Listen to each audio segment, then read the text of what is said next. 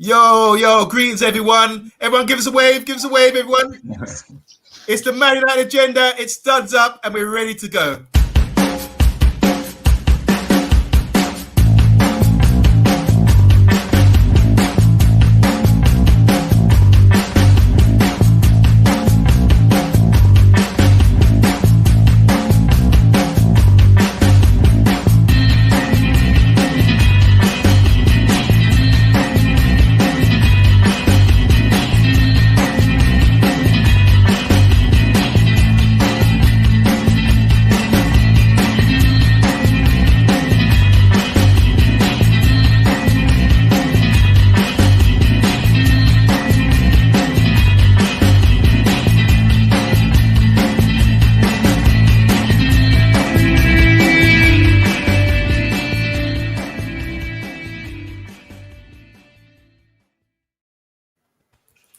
Hello everyone, how's everyone doing? It's Monday night, like I said, it's Studs Up and we're back, guys. We're back. Might be international break, but we're here to do our Studs Up show. We don't quit, we don't stop. And right next to me, I've got Mr. B, who's a first team coach and knowledge and drops our Friday night show. How are we doing, Mr. B? I'm good. And next to you, we've got all the way from Canada via England, UK. My friend thinks he's so handsome. I'm going to set you guys up, when he comes to the UK. It's OS, all the way from Canada, our top pundit. How you doing, bro? Doing very, very well, man. Looking forward to the discussion today, for sure.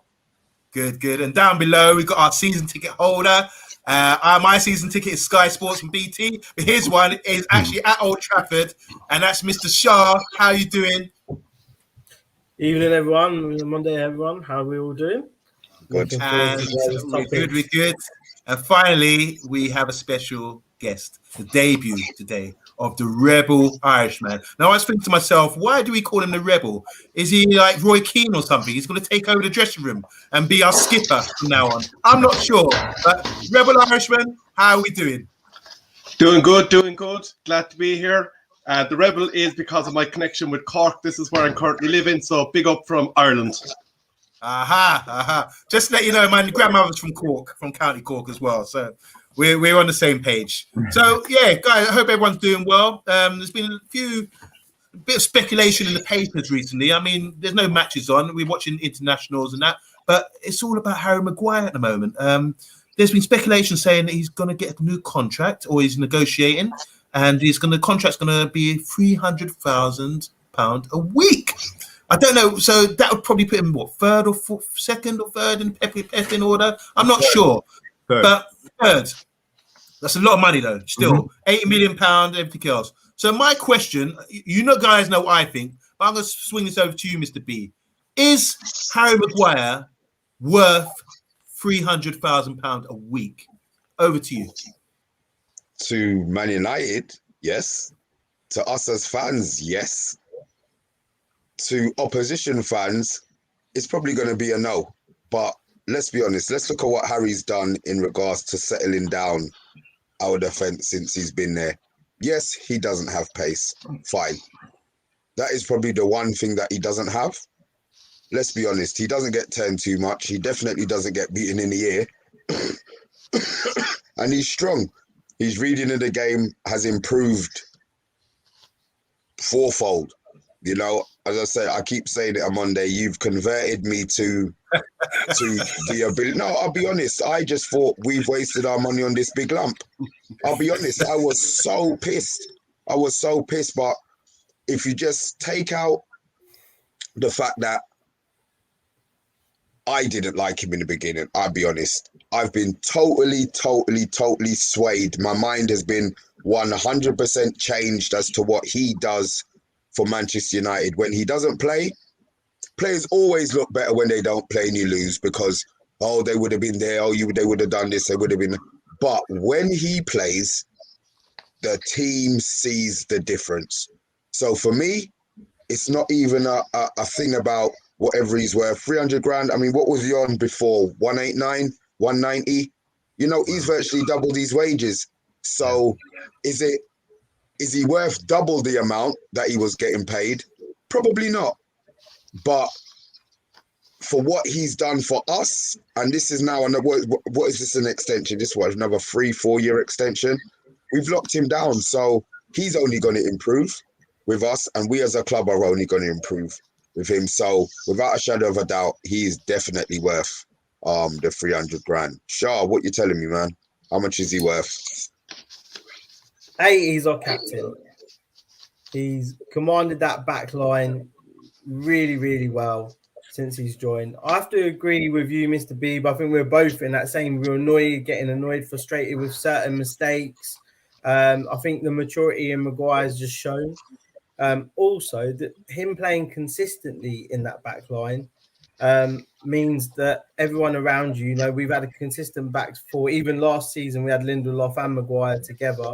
So that regardless, Shaw and Wan-Bissaka were still there. So they all know what's going on along that back line. So for me, 300 grand for someone who keeps that back line together as it does. And the Europa League final was just evidence of how much we missed him. Yeah. So Good shout. So, for 300 grand, are we going to get a better defender at the moment? The only person with better stats than him is that person from Holland. I don't know his name, but so anyway, but that's it really. That they're classed as the best two defenders in the world. So why not have one of them, and why not pay him the money that he's worth for being one of the best in the world? It was a Rebel Irishman. You've heard Rebel Irishman. Rebel Irishman. You've heard from Shah. You've heard from Mr. B. You talked about Virgil van Dijk. It was Virgil you're talking about, weren't you? Can't say the name. Sorry. Yeah, Rebel Irishman. Let me ask you. Welcome to the show, for starters. But what do you think of Harry Maguire? Do you agree with Shah that he's missed when he's not in the side? Is he a good leader? Is he a good captain? And can you also name me 5 better centre backs in the Premier League? All right. Firstly, on the Europa League final, absolutely 100% totally agree. He was the difference probably in us getting to that final and winning it and coming home with nothing. So number one, absolutely 100% agree on that. And I had actually a look at the highest paid centre backs in the Premier League before I came on today, and that would actually put Maguire as the second highest paid centre back in the entire Premier League, only eclipsed by Raphael Varane.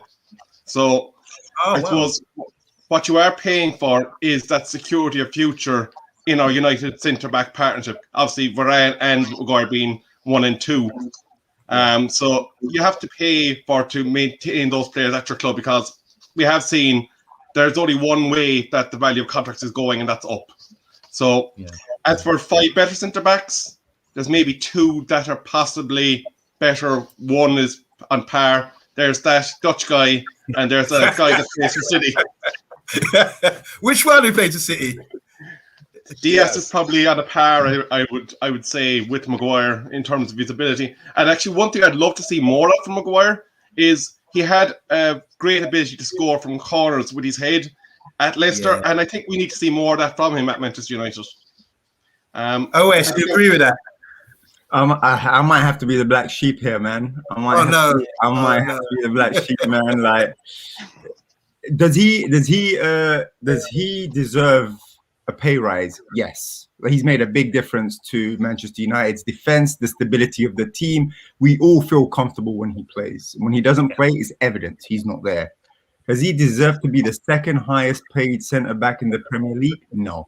Is there other defenders that, and you guys just mentioned Virgil van Dijk, of course. You guys mentioned Diaz, of course. But there are other defenders that are on par with Maguire. And, I'll talk about Silva from Chelsea. Quality centre-back, even at that age. And then you've got the likes next to him of Rudiger, who's had one of the best seasons he's had. So there are centre-backs out there that are playing at the same level as him, if not higher, and they're not nowhere near getting paid these type of money that we're talking about. But that's not his fault. At the end of the day, he's going to take what he's been offered, and he's done the job that he needs to do coming to Man United. I think the problem is a bigger issue. I think Man United are very quick to reward players for nothing, really. I mean, look, why are we giving Jones a 5-6 year contract? It makes no sense to me. There's now we're giving our coaches extra, contracts, upgrades, promotions. Ollie's getting a further. Like, we give it not knowing why we're giving these contracts out. So for us, it's baffling always. I mean, maybe not for you guys right now, because you guys seem to think, you know, it's fine that he gets the 300K. But for me, I feel like if he was 180, okay, 230, 240, you know, let's build. Like, what's after 300 for him? You know what I mean? And he's still, what, 25, 26, 27? What's after that? Because he's still got one. He's 28. How old is he? 28. 28. Yeah, okay. he's 28. He's 28. So that'll put him through his prime into his early 30s, where he'll probably, by that time, there'll be other replacements, right? Yeah, well, fair enough. So, I mean, you've also got Varane. I mean, Varane also, I think, is another centre back who's stronger than him. The good thing I would say about Harry Maguire is his leadership. He's got great leadership qualities that we are using, that we're benefiting from. But do I think that 300K is the right fee? I mean, it's pounds as well, not dollars. I mean, I don't think so. I mean, we haven't even done the contracts for Bruno yet, and Bruno's probably one of our most pivotal, you know, players right now. So, BB, you know, actual discussion to be had. Hey, you know what? This is my thing. Now, OS, you've made a point talking about Thiago Silva. There's no value in him. He's got what, a season left at the top level. He's going to go back to Brazil and retire. So all right, I'll give you Rudiger. Rebel said Diaz. Mm-hmm. So that's two players that I say when I say better, but on par with Harry Maguire, and then also Virgil van Dijk. But Varane. Two more. We're looking Varane. All right, Varane. So one more. Guys, throw it out there. Who else is on par? Isn't it Ben White? Isn't Ben White meant to be one of the best?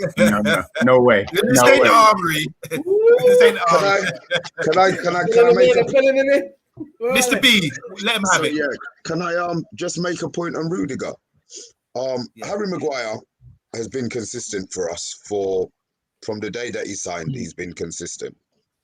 We talk about Van Dijk, Virgil, no argument. Let's be honest. Banter's banter, but there's no argument there, yeah? We spoke about Diaz, who I believe has made Stones a better defender. So it's not necessarily Stones' performances on the pitch. I think Diaz has made stuff. Don't get me wrong, Stones is a good defender and was a good defender, but I think Diaz has made his performance step up and he looks better with Diaz. My issue with the Rudiger one is that he's in the last year of his contract. I believe it's more to do with the fact that he is now got himself in the shop window. If he wanted to sign, he's had a contract at Chelsea. He doesn't want the contract Chelsea are offering. So for me, the other 2, 3, I would take Diaz. I would take VVD, but I wouldn't take Rudiger because I think he's doing it his performances haven't been that level. And they're only this level now because he's got himself in the window. He's advertising his ass out there now. So to me, Rudiger not, but the rest of them, I would say, yeah, definitely. But I hear you. Just to add to what you're saying, Mr. B, but he's still performing at that level. No matter what his intention is, he's still performing at that level. And I think that's what we're discussing right now. And the point you made about Maguire being consistent from the day he came in, I mean, I didn't see that. Like, Maguire has had horrid times at the club where he was trying to, and it wasn't just his fault. I mean, the club as a whole, you know, the team were trying to find their way, but I mean, he's had mistakes in him. Like, and I'm not talking about mistakes that are caused from other players, mistakes that are caused for himself. His positional awareness. So he had to actually fight through that, get over that, win you over as well. Because at the beginning, remember, like, he didn't win you over straight away. So something must not have been right. Why you still didn't like his performances. Too big. Or maybe it's his head. I think Maguire had to come through a lot. I think he had to overcome a lot because he had a rough start at Man United. Is he one of the best defenders in the league? Of course. But there are also other defenders that are on par with him, if not more, I think, that are getting a lot less than him as well, even though they are coming up to their prime as well. I think Man United can pay people because they have the money to pay people, but it doesn't necessarily mean that it's right. For me, I think our pay structure is one of the worst, I think, in the Premier League. Shah, you was about to say something, sorry. I was just going to say, look, we are Man United. We're going to end up, we've paid premiums for players for the last 10 seasons, right?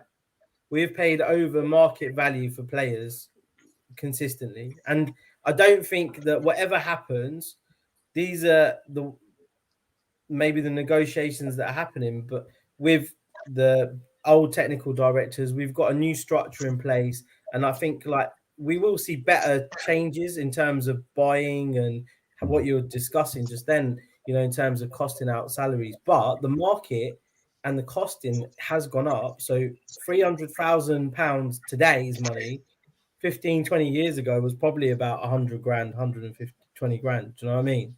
So we bought Rio as one of the most expensive defenders, and he was one of the best paid defenders, and he gave us everything. So I think what we've got to do is actually, you know, respect what Maguire is doing, what he's becoming, and who he is for us as a club. And I think we'll see that same evolution that we did with Rio when he came on. He wasn't 100% 6 months in, then he started hitting it, you know. So I think, you know, me and Mr. B have been formed into being a lover of Maguire. So I think, you know, I think we've all got to back him but I think the finances and that are going to be along that way. What do you think? Okay, guys. Rebel? So Rebel, let me ask you a question. What Shah's saying there is that we should recognise players that don't get Ballon d'Ors, that are not a centre back, a big old-fashioned centre back. We should recognise him for 300 grand a week, rather than like the Pogba's or these superstars up front scoring goals and taking all glory. Do you agree with that? I suppose just first of all, just to finish up on a point Mr. B made, it's important to bear in mind Rudiger plays in the back three. When he played in the back two, he looked awful under Lampard, and Tuchel changed that. Good point. That's true. But in regard to your question about Maguire, just another little stat for you. In 179 games that he appeared for Manchester United, he's had a 41% win rate, a 24% draw rate. So 65% of games that he's played in the Premier League, he's picked up points with Manchester United. So if you say, is he worth 300 grand? I think that stat tells you, yes, he is. Nice. So are we unanimous now? Are we all unanimous? Are we unanimous here? Do we agree? 4-1. 4-1. I mean, 4-1. So we're still being snide and going against Harry Maguire, our leader. He's England's number one. It's not going against him. I love Harry Maguire. I think he's a great player for Man United. I just think that we overplay players. That's all. I think you look isn't this big club? Isn't that big club mentality? We always talk about the biggest club. It's what big clubs do, isn't it? Not necessarily. But you go and look at Liverpool. Liverpool are one of the biggest clubs in the Premier League as well. They look at their pay structure. I mean, don't get me wrong. Of course, some of their players want more. Salah wants more money now. You know what I mean? So it's causing them issues. But they've been able to sustain that. You know, you go and look at, I don't know, who else is a big club? Look at Chelsea or City. You know, like you're going to see their pay scale and it's not off the rails like us, you know, like it makes sense when you look at their pay scale, why certain players are getting what they're getting. You look at our pay scale, you see someone like Jones making more than someone like, I don't know, a Lindelof who plays week in, week out. I don't know if that is true. But you would see something like that. So there's big issues, I think, at Man United when you look at pay scale. And that's the issues that I have. Do I think Maguire deserves a pay rise? Of course. I think he's done wonders for us since he's come. 300K for sure. Just a couple more questions. Yeah, I'm just going to throw out, well, before we move on from Harry Maguire. He's called Slabhead. That takes a lot. He had a big issue, didn't he? With did he have in Greece? Was he in Greece on holiday? There's a altercation, or he got involved in the fight abroad. He got arrested, and so he's had to come back from that. That was maybe maybe one-on-one defending. He's not the best, you know. But do you think that being at Man United, a showcase club, do you think he's had to adapt to the pressure of being slabhead, to be getting abuse from rival fans? Every mistake is highlighted. Do you think that taints your decision on how good a player he really is? Well, you want me to start? I can start if you want. Anyone. Yeah, I can start. So, I mean, I think that pressure, you felt that at the beginning with him, you know, and that's why stepping up from Leicester to Man United. Hold on, OS, is that a Man City top you have on? If you knew what this was, you wouldn't ask that question. Tell him. Let's do this. So, no, I'm joking. No, it's United, brother. It's United.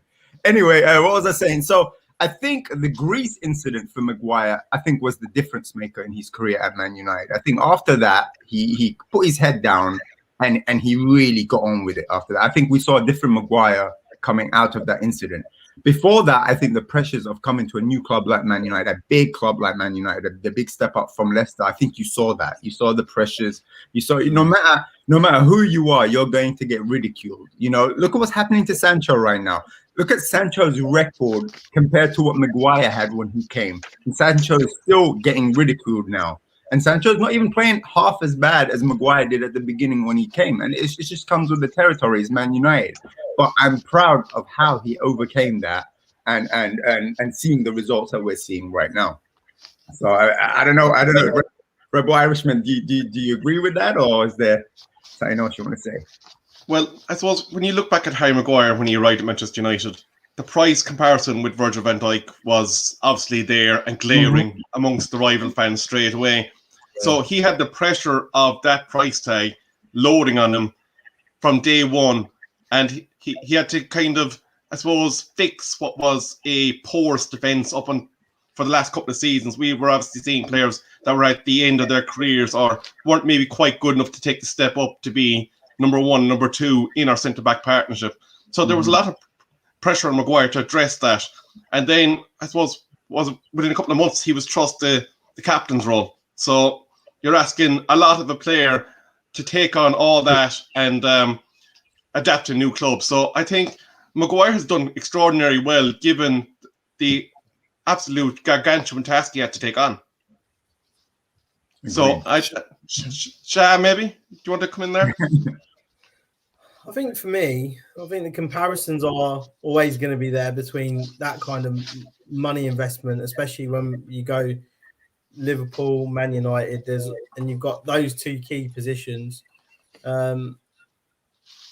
With Maguire, his bedding in period was a lot longer than Van Dijk's. Van Dijk could go into that centre-back pairing and look, you know, he felt comfortable, he moved, and obviously the structure was a little bit better because he had good players around him.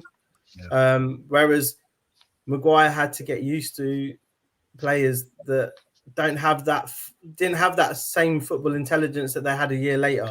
You know, there was a lot of growing that the team was doing together. The starting 11 was becoming formalised. There was a lot of changes that we forget about because we're watching and we're moving on so quickly, you know. But I think there's credit where credit's due for me for Maguire. And like I said already, I think we've seen that part of him go. So now we're going to see something that's going to be even better, especially with Varane. I think I think we'll see glimpses of it this season, but I think next season is going to be the season when they're just all gelled. That back four is going to be different. And even with De Gea had bad season as well that season, you know, when Maguire came in. So there's a lot of confidence issues across that whole squad. So I think we've potentially then this new partnership with Maguire and Varane is potentially could be like one of the best we've ever had. Yay? Nay? We've ever had? Whoa. Ever. I'm saying ever, yeah. Look, put it this way, you've got England's number one in Harry Maguire. You've got who was World Cup Team of the Year. He's got England to the semi-final in the World Cup. He got England to the final of the Euros. He's been consistent. You saw what he did for Man United for last year or so. There's not a better England defender than him or British defender than him out there. Then you've got Varane, say no more, who you don't have to talk about his CV. So that could be better than. I'm not a big fan of Vidic. Rio obviously was great. But the only partnership beyond that was Alistair and Bruce. And then you're talking about, in modern times, you had Yakstam and Johnson were decent as well. Stop. Oh, no, I offended someone. Here we go. Go ahead. Hit me. Man skipped over it like it was casual. He said, man didn't get Vidic. Man skipped over that like it was casual. That's another show. That's another show. That's a studs up. That's all right. That may well be for another show. I understand that. But there's no way you can just pass that off in the stream and expect nobody on here to say nothing. We will save that for another show. I know you're a defender. Yeah. And it's Monday, and I think you've come here to wind me up. So we'll leave that one. Well, you bit like George. You throw out the blood. We're gonna need a bigger boat. But anyway, last thing on Maguire, just to slide us through. Do you think the 300,000. Sorry, not 3,000. Not 1982. The 300,000 wage. Do you think that's to ward off Newcastle as we move? You like the way I slide onto Newcastle now. So we know what's happened, man. Newcastle going to be owned by big-time Saudi owners. Newcastle, the team that maybe in 1995 or 96 were our title rivals, going head-to-head. They whooped us 5-0, I remember one time. Philip out there with a chip. Same page. Same page, Janola. I think that was probably my low point as a United fan. Like that game. That game was horrible. Like I was so excited for the game too, and we just did not turn up. Demolished. And that chip to finish everything off. And Schmeichel just loved getting chipped. I turned the TV off. Who else remembers that game? Who else remembers that 5-0 and that Newcastle side from back in the day? I remember the chip, like OS said. I just remember the chip and the commentator. Listen, they're already 3 goals up. Yeah. Why are you overreacting to another goal? You know, we scored a chip, past Peter Silva, la-di-da, and my memory's bad. But I think, you know what, some things stick in the heart, man, and that one burned. Yeah, that one really burned. Rebel. How good was that Newcastle side? Well, I don't think you can talk about that Newcastle era without saying one line. I'd love it. I'd absolutely love it if we beat them. You got to do the fingers. Oh, it was going in. I love that.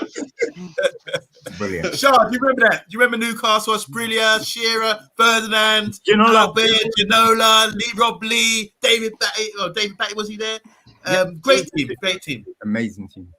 It was a great team. I think it's one of those seasons again where they had a one-season wonder.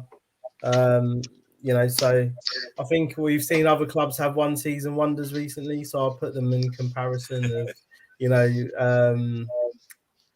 a good team at that time as well. Other teams around them were failing. A very similar situation to Leicester. I think, it was United, Newcastle all the way. And there's a couple of games that we slipped up which caused us to have that big gap, didn't it, really? But, yeah. 12 points. Shearer, Ferdinand, mate. I think Shearer regrets not coming to United. I genuinely do. So Newcastle are back, it seems. So they've already sniffing around. They're looking for any kind of players on the verge of the first team, and they've stopped off at Man United, and they're picking out Donny van der Beek, Martial, and our injury ravaged defender Bailey from Ivory Coast. So, guys, what do you think? Is this just paper talk, or should we really sort of have an auction and try and get rid of these players? What do you think, Rebel Irishman? You start me off on this one. Well, I suppose we'll start with the showpiece one on that, and that's Anthony Martial. Clearly, is the biggest name on that sheet. And when you look at Martial and you look at his position at Manchester United, you look at the players he's up against to get into that starting 11. There's Rashford, Sancho, Greenwood, Ilanga, Ahmed, Lingard. Pogba can play left. If he wants to get the central role, he's got Ronaldo, Cavani, and again, Greenwood against him.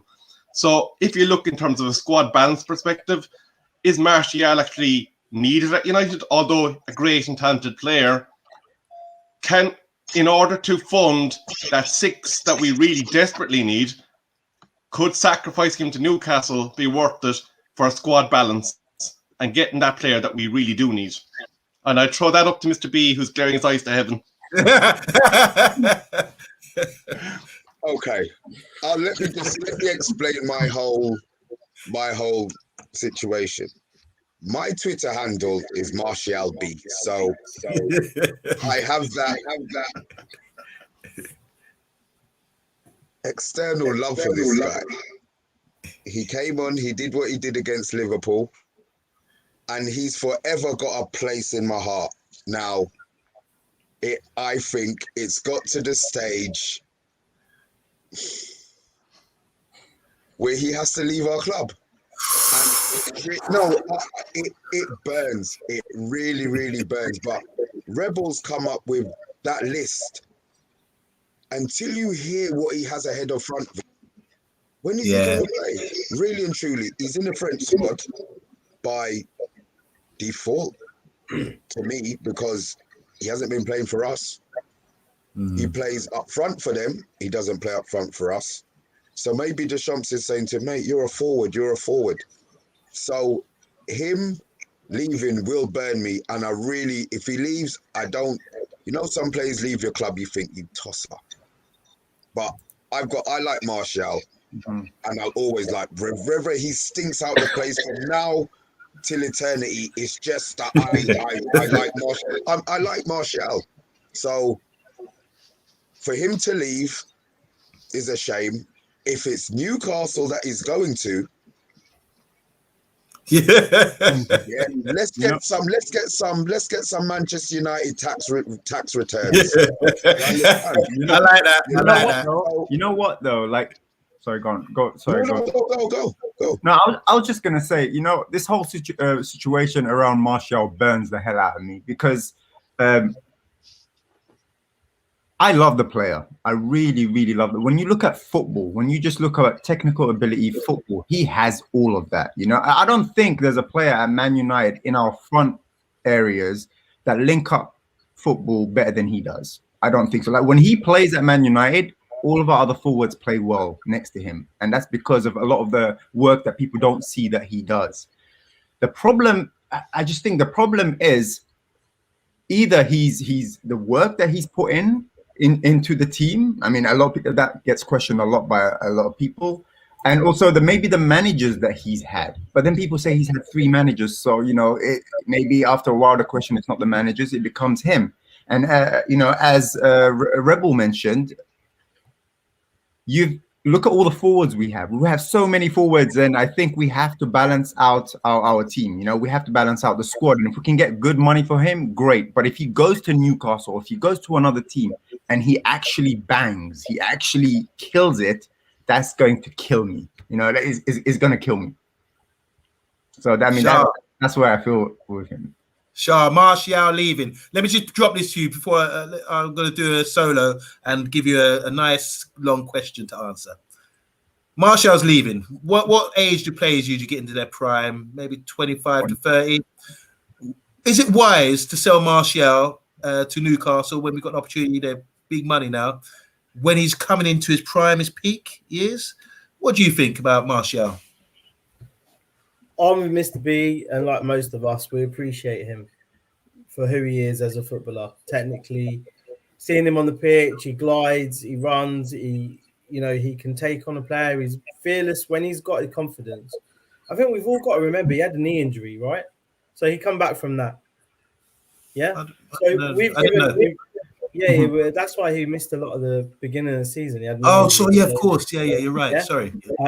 Then we've given players like Phil Jones time to recover from injuries, right? Martial has been our squad player for 4 seasons now, 5 seasons, I think. When did he sign? It's been a long time for him to know the players and players around him. One thing that we always talk about is chemistry in the squad. Martial, when he's playing with Rashford and he knows these players, right? Ronaldo's not going to be there forever. Cavani's not going to be there forever. It's going to give them 2 years, a year together. They're all going to learn. Both, the 3 graduates like Mason, Rashford coming through, and even Alanga's learning as well. We're forgetting about players that are in the fringe as well. I think, if anything, hopefully he stays, I think he'll be frustrated himself because he's maturing. He's got a couple of kids. He's 25. He's settled. There'll be bits of him that he wants to play week in, week out. Mm-hmm. Hopefully the club convince him to stay, because I would love him to stay personally. I think, like you said on Monday, we will be doing ourselves an injustice. You know what?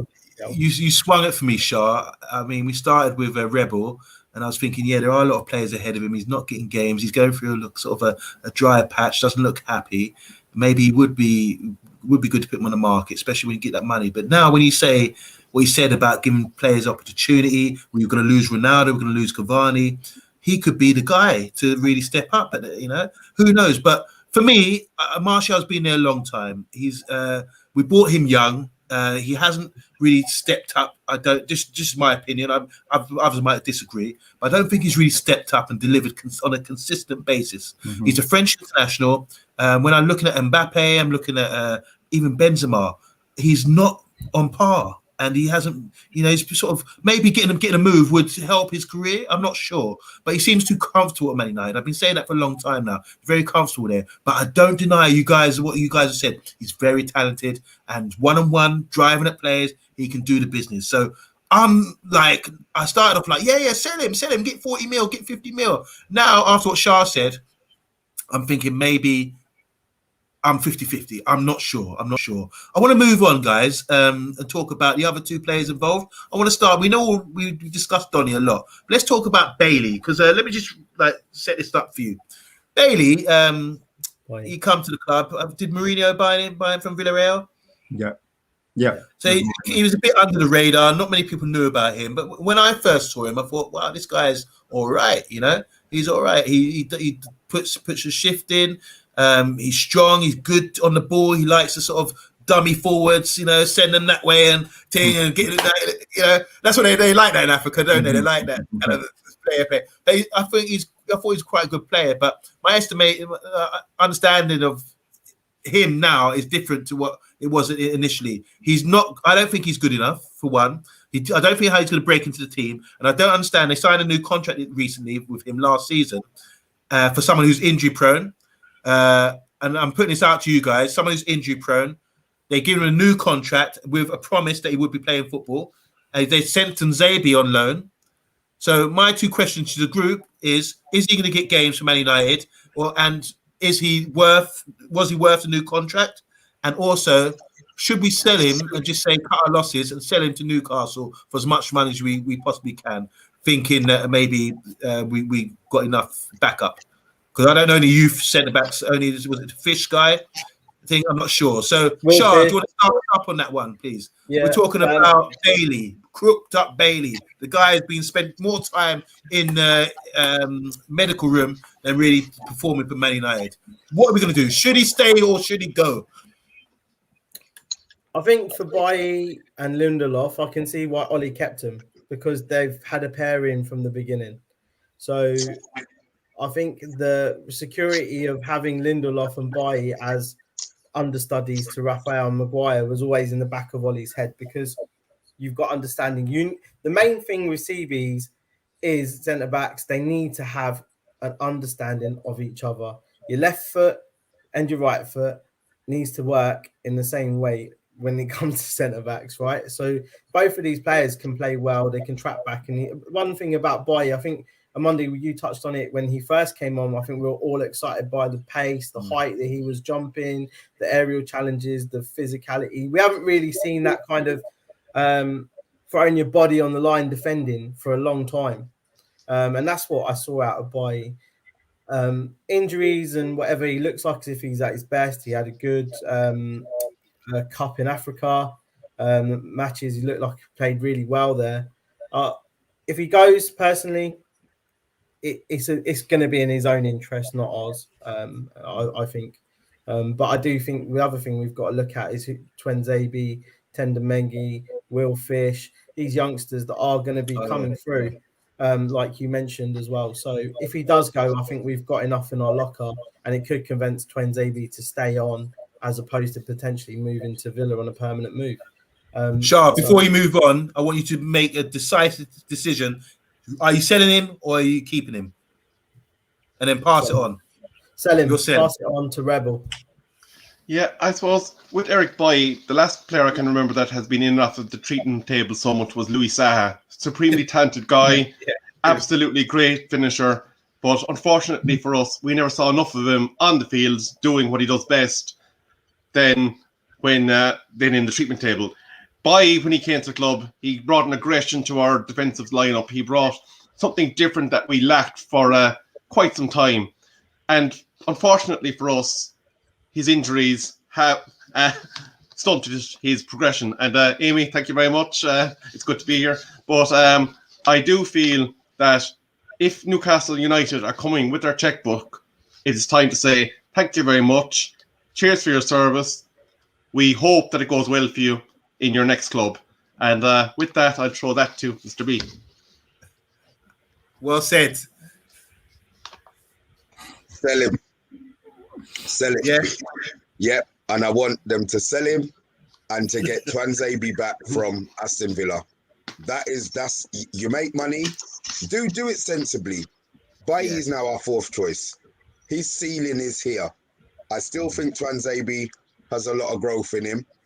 Ollie, for whatever reason, didn't trust him this year, and they've extended Bailly's contract. Fine. What I will say is Ollie is a wicked liar. Oh yeah. He told him he was going to get game time. It's true. He's given him none. Same with Van der Beek. He bought him. You're going to play. January, this summer window come, mate. You're going to play. January he hasn't played him. January's going to come, and Ollie's going to whisper sweet nothings in his ear. Bless you. And he's going to stay. Bless you. And he's going to stay. So Ollie's a wicked liar. Now, what that's true. That's true, actually. We need him to use those lies on the Newcastle board so that they pay the money that we think he's worth. That's all Ollie has to do now. Agent Ollie, just get those deals done. Because look, let's be honest, we've got players at our club that we as fans don't think are good enough. And I'm sure, pray to God, Ollie doesn't think is good enough. If we can get close to what we paid for him, because let's be honest, Bailly's not worth more than we paid for him. Donny Van der Beek, we're not going to get more than we paid for him. Yeah. And Martial, we're not going to get paid more than we paid for him. So if we can get close, that's great. But my issue again, we're going to get this money. And just say come January, we get this money in the first deal in the transfer window. Pie. They're all gone. They're all out of Manchester United. Are we as a club, do you see us as a club buying another player in January? If the money's there, maybe. Definitely. You know what? I agree with a lot of everything you guys are saying, to be honest with you. I think my stance would be sell him as well. But my only issue with Bailly, as Rebel mentioned, is his injury. That's it, his injury record. I don't really, yes, he's made mistakes in games. He's rash in games sometimes. He's doing karate kicks to clear the ball away and stuff like that. I get that. And that's his faults, and he has to work on that. Same with Maguire having his faults. Same with Lindelof having it. They all have their faults that they have to work with. But his injury, though, I can't get around. You know, like this guy, like you guys mentioned, is always out of the team more than he is in the team, and that's the biggest problem. So I won't make this too long. I think if the right money and right offer comes in for him, you sell him. As Shah mentioned, we've got good young centre backs coming up, and they need to get their chances as well. I wouldn't even say Tuanzebe, to be honest with you. I personally think Tuanzebe has been given opportunities, and I think maybe that Tuanzebe is better as a first team defender somewhere else, rather than trying to get into the first team of Man United, because I don't believe he will get into the first team of Man United. But the younger cats that are coming through, I think there's a lot of potential there. So yes, to finish it off, I would say, first of all, thank you to Bailly for your eccentrics at Man United. And I would say if the right money comes, sell him for sure, Mr. Omondi.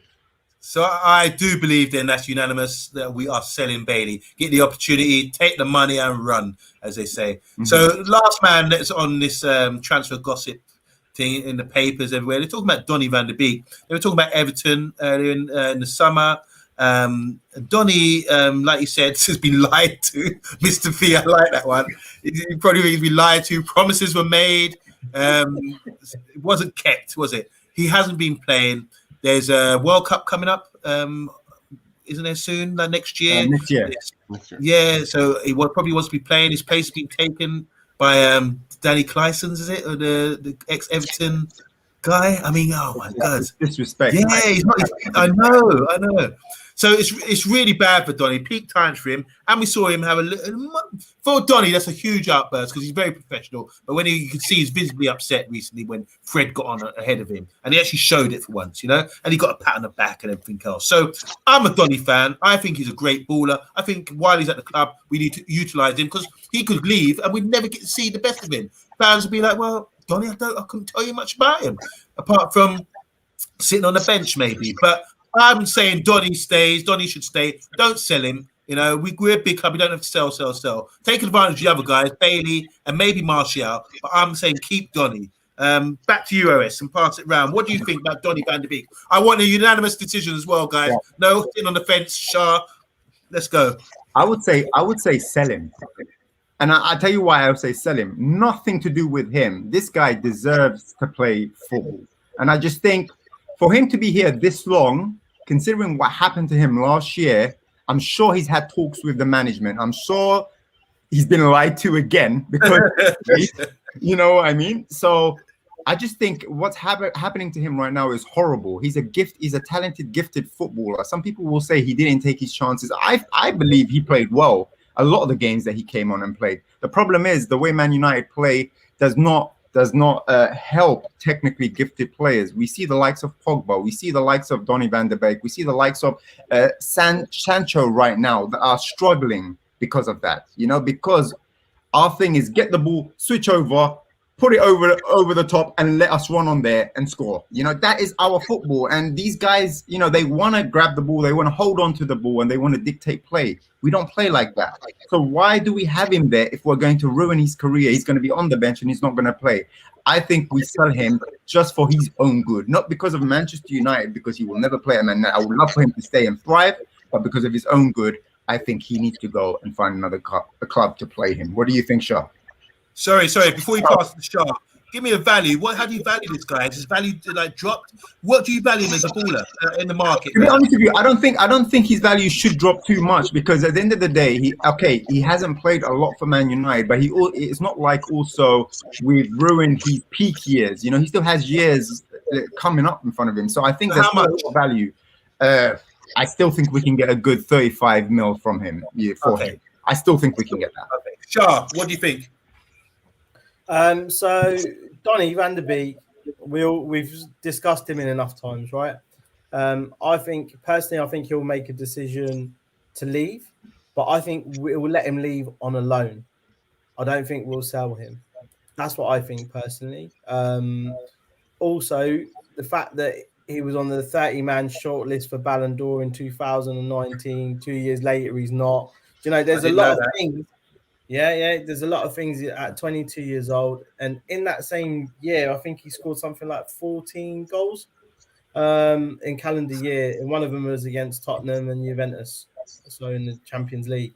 So that does show he's got quality. But he was playing in the team that he's known for X amount of years, right? So sometimes playing in the team that you've known for that amount of time can make you look even better. He hasn't had the opportunities. If he's going to go, I think the club will not sell him. I think they'll actually loan him out. But he will go in January, I think. Go. Me? I'll get mine out. Go. For his own sanity, for his own well-being, I just think you can't be a professional sportsman who was brought up the Ajax way. Forget about any other way. We're just talking about Ajax. So, you know, they've getting football for breakfast, lunch and dinner. They dream about football. You know, when they're having a dump, they're thinking about how it affects the way they play football. All of these things, it's all about football. He's come with this totally professional attitude to Manchester United, biggest club in the world. Maybe even in his eyes, you know, he's Dutch. You know, it's not going to be Ajax who's the biggest, the big three. We're one of the biggest, yeah? He's been totally disrespected at the club, regardless of what they've said to him or how he's been totally disrespected. We're hearing that. We don't hear anything about his lack of ability in training. You don't hear that. So to me, it's down to the manager. Sometimes it happens. You know, players don't fit into clubs. For Donny's sake, go. 35 mil. What do we pay for him? 35? Something around there. Man United are going to sell him for 17 million. And you know, it was a bit disrespectful, I thought, like the way Oli came out, and you know, when in the press conference, when he said something like, "If he does come out negatively, then I'm going to be more firmer," or something along those lines. I thought it was disrespectful. Donny's one of the most professional players we have at the club. He would never do that, and for him to say that on top of that, I mean, how do you expect that to? Do you expect him to feel when he hears that? You know. So I agree with Mr. B again. Rebel Irishman, take it away. I suppose one thing that we haven't actually mentioned is, and it's an important consideration, Paul Pogba's contract is coming to an end. In 6 months' time, Paul Pogba could, in theory, be gone for free if he doesn't sign a new contract. So then you're looking at, hang on a second, no, we do need Donny van der Beek. We do need him in the team, and he will be needed for game time. Does he need it in the short term? Absolutely. And maybe a 6-month loan could be the ideal solution if Pogba refuses to sign a new contract, because I don't think you can let Donny van der Beek walk out of your club and lose Paul Pogba a couple of months later for nothing. Yeah. Good point. So wait, so what? I'm losing count here. Who's saying Donny stays? I'm one. Hands up for Donny stay. There's two. I was. No, sit on the fence. No splinters at your backside. Who's? Yeah, that's 3. Rebel Irishman. 4.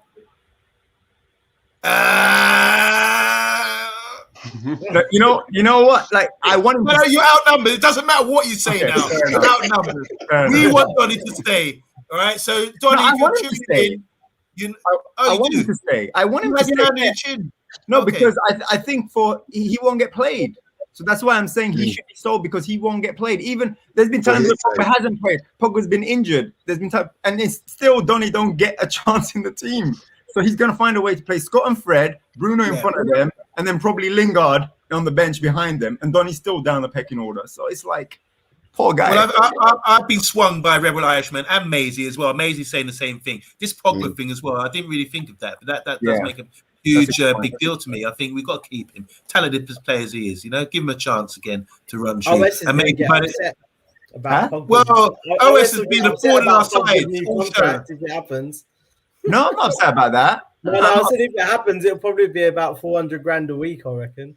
Oh yeah, I'll be upset about that. Yeah, you're right. right. Also, as well, what we have to consider, because we're going to wrap up now, and Newcastle, there's a small window here. If we're going to sell players, do it now, because we couldn't get rid of Phil Jones, we couldn't get rid of a lot of players. It's a hard market with the COVID and everything's been happening. You've got a window of opportunity where they're saying, right, we're ready to buy, and we don't care how much it costs.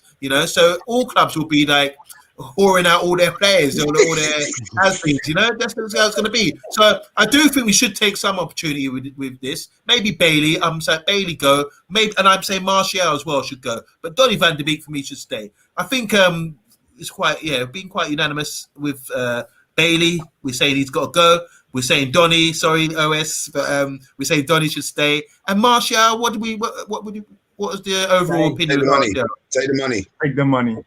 Okay, he's got to keep on walking. CC Penderson. Let's go.